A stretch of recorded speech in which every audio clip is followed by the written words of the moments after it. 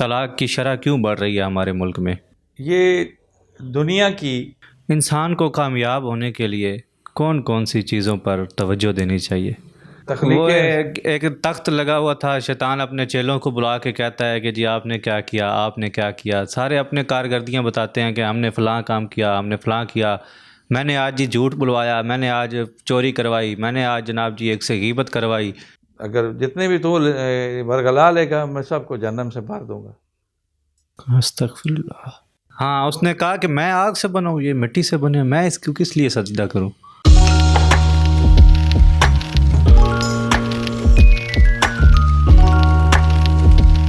شاہ جی، زندگی کے ہر شعبے پہ آپ نے گفتگو فرمائی، تقریباً ابھی آپ نے جتنی گفتگو کی بڑا مزہ آیا اور سرور آ رہا ہے۔ میں آپ سے ایک مزید بات یہ پوچھنا چاہوں گا کہ انسان جب نکاح کرتا ہے پھر اولاد کی تربیت کرتا ہے، لیکن ایک مقام ایسا بھی آتا ہے کہ جب طلاق کی وجوہات پیش آ جاتی ہیں، تو آپ اس کی اصل وجہ کیا سمجھتے ہیں؟ طلاق کی شرح کیوں بڑھ رہی ہے ہمارے ملک میں؟ یہ دنیا کی غیر ضروری فانی چیزوں کی طرف انسان کی رغبت جی، اور اپنے حقائق کو، دین کو چھوڑ دینا اور حقائق کے اوپر عمل نہ کرنا۔ جی دین نے تو مجھے بتایا ہے کہ ایک خاتون جو تمہارے ذمہ لگی ہے جی اور جس سے آپ نے نکاح کیا ہے، شریعت کے طور طریقے پہ آپ کا تعلق بنا ہے، تو آپ ایک دوسرے کی چیزوں کو برداشت کریں، تکلیفوں کو بھی، اچھائیوں کو اور اجاگر کریں، جی، اور بلائی جو اس کی ہوتی ہے اس کی طرف سے اس کو اپنے دل میں سموئیں بے شک۔ اور اس کی غلطی کو اگنور کریں۔ اچھا، ہاں جی، افو درگزر کرنے سے، آپ کے ایک ہاں دوسرے جی، کے عفو ساتھ درگزر تعاون کے کرنے معاملے سے، میں والکاظمین الغیظ تو وعافین من الناس، تو جو غصہ میں درگزر کرتے ہیں، جی معاف کرتے ہیں، وہی تو اللہ تعالیٰ کو پسندیدہ لوگ ہیں۔ بے شک بے شک۔ تو طلاق کی شرح جو ہے وہ صرف دنیا کا لالچ، دنیا کا دنیا کی لالچ۔ چکاچوند۔ اچھا، تو اپنے گھر پہ میرے خیال اللہ تعالیٰ نے جو اس کو مقدر میں لکھا تھا وہ نعمت اس نے دے دی ہے، اب اس کو میاں بھی اسی طرح سے، اس سپرٹ سے، اس روح جو بات کا سینس بنتا ہے جی اسی طرح میاں کو ریسپیکٹ دے، اور میاں ہوئی اسی کو اس طرح ریسپیکٹ دے، بے تو بات شک۔ چلتی رہتی ہے۔ لیکن چونکہ معاشرے میں ہم دنیا داری کو اتنا اپنے زیادہ دے دیا اہمیت، اس کی وجہ سے ہم اچھائی کی طرف راغب ہونے کی بجائے برائی کی غلط طرف راہوں کی زیادہ، طرف چلے جاتے ہیں، اور غلط راہوں پہ پھر یہ نوبت آتی ہے کہ طلاقوں تک بات چلی گھر جاتی ہے، برباد ہو جاتے ہیں۔ یعنی گھر برباد۔ جبکہ سب سے قبیح کام طلاق ہے، کبھی عمل طلاق ہاں ہے۔ جی، بہت برا عمل طلاق ہے۔ غالباً اللہ معاف فرمائے، ایک حدیث پاک بھی ہے کہ جب دو ہاں جی، آپس طلاق میاں کے بیوی ٹائم کے سے آپ درمیان، اس سے دور بھاگو۔ جی، اور ایک شاید یہ بھی ہے کہ شیطان اس وقت بہت خوش ہوتا ہے۔ جی، وہ تو چاہتا ہے نا، اس نے تو وہ تخلیقیں، ایک تخت لگا ہوا تھا، شیطان اپنے چیلوں کو بلا کے کہتا ہے کہ جی آپ نے کیا کیا، آپ نے کیا کیا، سارے اپنے کارکردگیاں بتاتے ہیں کہ ہم نے فلاں کام کیا، ہم نے فلاں کیا، میں نے آج جی جھوٹ بلوایا، میں نے آج چوری کروائی، میں نے آج جناب جی ایک سے غیبت کروائی۔ تو اسی دوران ایک اس کا چیلا اٹھ کے کہتا ہے جی میں نے آج ایک میاں بیوی کے درمیان طلاق کرا دی، تو وہ شیطان بڑا سردار جو ہوتا ہے اٹھ کے اس کو گلے لگا لیتا ہے، تم نے سب سے بڑا کام کیا ہے۔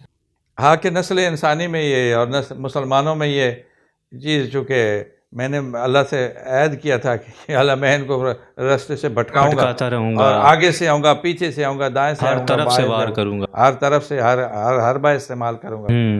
تو اب وہ اس دن خوش ہو جاتا ہے کہ جس دن ایسا کام ہو جائے جس میں وہ شرن کے خلاف۔ انتہائی تکلیف دہ عمل آ جائے، جس میں دو خاندانوں کی تباہی ہو جائے، تو اس کو خوشی ہوتی ہے کہ میں نے تو اللہ سے عہد کیا تھا کہ میں ان کو وہاں تک، چونکہ میں ان کی وجہ سے جنت سے نکالا گیا ہوں۔ جی بالکل۔ ہاں جی، تو سجدے کے حکم پر اس نے حکم عدولی کی۔ شاہ جی، زندگی میں بندہ کوئی بھی شعبہ ہو، چاہے وہ تجارت کا ہو، اس واقعے پر لیکن سے اللہ تعالیٰ نے سوال کیا، جی، تمہیں کس چیز نے روکا ہے سجدہ کرنے سے؟ سجدہ کرنے سے؟ ہاں، وہ کہنا آنا بین النار ہوا من تین، تو اچھا تو ابا واستکبر وکان من الکافرین، تم نے تکبر کیا ہے. ہاں اس نے کہا کہ میں آگ سے بنا ہوں، یہ مٹی سے بنے، میں اس کو کس لیے سجدہ کروں. تو یہ اس بات پہ اللہ تعالیٰ نے فرمایا کہ اکبر تو میں ہوں، جی بالکل، تم بے نے شک. کیسے تکبر کیا. جاؤ پھر نکل جاؤ. نکل جاؤ جنت. تو تکبر ہم انسانوں میں ایک تو یہ بہت. آپ کی جو نماز ہے جی اس میں سارے اعمال کیا ہیں؟ پہلے آپ کو صاف ستھرا کرتے ہیں، وضو کرتے ہیں، بالکل. ٹھیک ہے جی. آپ کے ظاہری جو آپ کی میل ظاہری کچیل ہے میل اس دور کچیل کر کے اتارتے میں ہیں، نے اللہ پاکی حضور حاصل پیش کرتے ہونا ہیں. ہے. جی. پھر وہاں پہ آپ نماز کی نیت باندھ کے کھڑے ہو جاتے ہیں اللہ کے حضور. کھڑے ہونے کے بعد آپ رکوع میں چلے جاتے ہیں، جھک جاتے ہیں کہ مالک میں تو تیرے سامنے بے بس ہوں، میں تو میری عاجزی یہی ہے کہ میں آپ کے ساتھ جھک گیا ہوں. سبحان اللہ. پھر قیام پہ آتا ہے، پھر چلا جاتا ہے جناب سجدے میں، زمین پہ اپنا سر اور ناک رکھ دیتا ہے. تو اس سے بڑی عاجزی کیا ہو سکتی ہے کہ ایک آدمی سجدہ ریز ہوا. بالکل. تو یعنی ہر عمل نماز کا جو ہے وہ بتا رہا ہے کہ میں مالک، تو مالک ہے، میں عاجز ہوں، میں تیرے سامنے اپنی اس عاجزی کو پیش کر رہا ہوں. پیش کر رہا ہوں. تو اس نے تو تکبر کیا، تکبر والی پھر بات دوسری طرف اسے لے گئی. تکبر انسان کو بھی ہاں جی، فنا کر اور دیتا ہے، وہ تباہ راندہ کر دیتا درگاہ ہو گیا اور وہ دوزخ کا حقدار ٹھہرا. ہے. بے شک. اور اس کے پیروکاروں کے لیے بھی اس نے کہا میں ان کو سب کو برگلاؤں گا، بہت برگلاؤں گا. تو انہوں نے کہا میرے جتنے بندے ہو گے وہ تھوڑے ہوں گے، لیکن میں ان پہ خوش ہوں گا. اگر جتنے بھی تو برگلا لے گا میں سب کو جہنم سے بھر دوں گا. استغفر اللہ. تو جہنم کی پھر جو تلخیاں ہیں وہ علماء بتاتے ہیں، جانتے ہیں، اور بندے کو پتہ ہے کہ آگ کے شعلے ہیں، انسان مختلف جب مرے صدائیں گا ہیں. تو سب سے پہلے اس سے کیا سوال کیا جائے گا؟ سب سے پہلا سوال تو نماز کا ہوگا. اس کے بعد پھر آقا کریم صلی اللہ علیہ وآلہ وسلم کے بارے میں پوچھا جائے کہ کیا ماں تم انہیں تقول، جانتا ہے؟ ہاں جی اس ہستی کو جانتا ہے اور ان کو دنیا میں تو کیا کس طرح سے، کہتا تھا؟ ہاں کیا کہتا تھا، ان کے بارے میں کیا رائے رکھتا کیا تھا؟ شاہ جی جنت اور کیا رب ہے؟ کس کو مانتا تھا. جنت کیا ہے؟ کیا ہم یہ جنت حاصل کرنا آسان ہے، مشکل ہے؟ اس پر مختلف سوچیں ہیں، لیکن آسان زیادہ ہے، مشکل کم ہے. مشکل کم ہے. ہاں جی.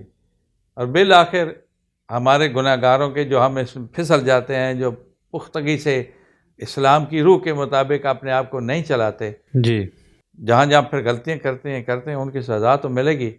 بے شک. بالآخر آقا صلی اللہ علیہ وسلم کی شفاعت قبول ہو جائے گی اور چھٹکارا ہو جائے گا. بے شک بے شک. انسان کو کامیاب ہونے کے لیے کون کون سی چیزوں پر توجہ دینی چاہیے؟ زندگی کے ہر شعبے میں، آپ تجارت لے لیں یا آپ کوئی ایسا کاروبار لے لیں. تجارت کے بارے میں آپ کے سفر شام کو آپ سامنے رکھ لیں. حضور نبی کریم صلی اللہ آقا علیہ کریم وسلم، صلی اللہ علیہ وسلم کیسے تجارت کی.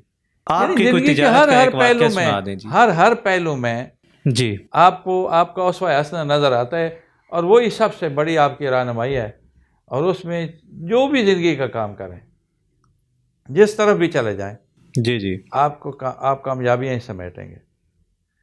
کیونکہ یہ وہ رستہ ہے جو اللہ نے نبی پاک صلی اللہ علیہ وآلہ وسلم کو بتایا، اور نبی پاک صلی اللہ علیہ وآلہ وسلم نے اس کو عملاً کر کے دکھایا کہ ہم. ایسے ہو سکتا ہے، ایسے ہو سکتا ہے، یہ مشکل نہیں ہے. مشکل نہیں ہے. آپ کی تجارت کا کوئی ایک واقعہ سنا دیں گے. تجارت کا واقعہ وہ میں نے پہلے ہی ذکر کیا ہے، سفر شام کی جو بات ہے کہ جناب خدیجہ الکبریٰ سلام اللہ علیہ کا وہ سامان آپ لے کے گئے. اچھا. اور ظاہر عرب میں زیادہ تر کھجوروں کی تجارت ہو رہی ہے، شام، ملک شام میں تشریف لے گئے. اچھا. تو رستے بھی عرب سے شام کو گئے. ہاں جی. صحیح. ہاں جی. کھجوریں لے کر مکہ سے شام کو. مکہ سے شام کو. ہاں جی، کھجوریں لے کر. تو وہاں آپ نے ان کو کھجوروں کو جو ترتیب دی، وہ ناقص والی الگ کر دیں، اعلیٰ والی الگ کر دیں، اس سے اعلیٰ والی الگ کر دیں. اچھا. تو ان تینوں طریقوں کے آپ کو جو ریٹ ملے، اور کبھی بھی اتنا نفع ان کے جو خدام پہلے جاتے تھے جی. جناب خدیجہ الکبریٰ سلام اللہ علیہ کے، ہاں اتنا نہیں ہوا نفع انہیں. اتنا منافع نہیں لے کے آتے تھے. لیکن اس میں جب وہ آپ کی- لے کے گئے تو آپ نے نفع اس بھی میں لیا آپ کی وہ پاکیزگی بھی شامل تھی، بے شک. اور جو آپ سفر کرتے جا رہے تھے تو کچھ چیزیں انہوں نے جو آبزرو کی کہ ایک سایہ ہے جہاں بھی رکتے ہیں وہ دھوپ سے آپ کو بچا کے رکھتا ہے. تو بالکل. وہ کچھ اس طرح کے اضافی مشاہدات بھی لوگوں نے کیے. آپ کی پھر وہ طبع سلیم کو دیکھتے ہوئے جی بے اور شک. آپ کی ایمانداری کو دیکھتے ہوئے آپ نے پھر ان سے نکاح کا پیغام بھیجا. حضرت خدیجہ کبریٰ رضی اللہ عنہ. ہر آپ نوجوان کی کا شاہ جی ایک مسئلہ ہوتا ہے، مستقبل. مستقبل سنوارا کیسے جائے، مستقبل کیسے بنایا جائے؟ ہر اس طرح سے اسی طریقے سے بنایا جائے جیسے آقا کریم صلی اللہ علیہ وآلہ وسلم کے صحابہ نے عمل کیا ہے.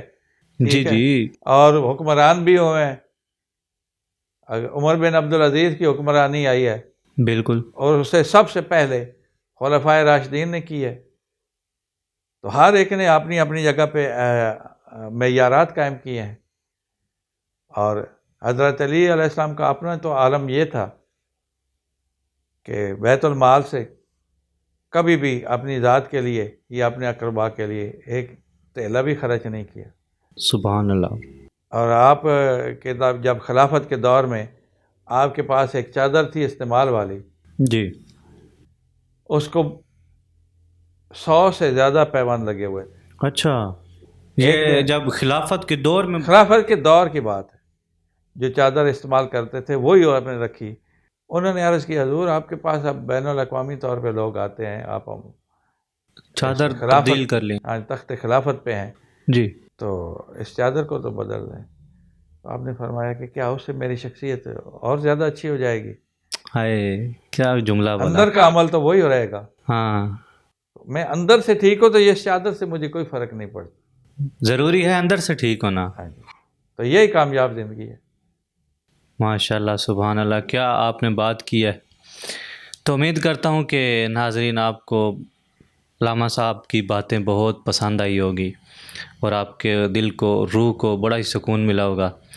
اگر آپ کو یہ ویڈیو ہماری پسند آئی تو لائک کمنٹ شیئر ضرور کریں. ملتے ہیں اسی طرح کی مزید اچھی نیکسٹ ویڈیو میں. تب تک کے لیے اپنا بہت سارا خیال رکھیے گا، اپنی دعاؤں میں یاد رکھیے گا. اللہ حافظ. Thanks for watching.